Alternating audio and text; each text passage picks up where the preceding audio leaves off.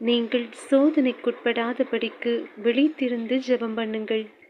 ஆவி உற்சாகம் உள்ளதுதான், மாம்சமோ பலவீனம் உள்ளது என்றார். மத்தேயு 26ஆம் அதிகாரம் வசனங்கள் 36 முதல் 41 வரை.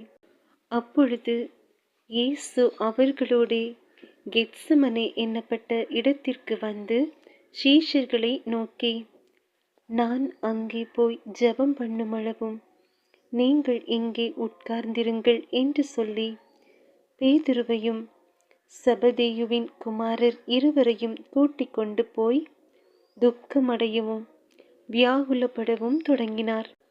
அப்பொழுது அவர், என் ஆத்துமா மரணத்துக்கு ஏதுவான துக்கம் கொண்டிருக்கிறது, நீங்கள் இங்கே தங்கி என்னோடே கூட விழித்திருங்கள் என்று சொல்லி சற்று அப்புறம் போய் முகம் குப்புற விழுந்து, என் பிதாவே, இந்த பாத்திரம் என்னை விட்டு நீங்க கூடுமானால் நீங்கும்படி செய்யும்.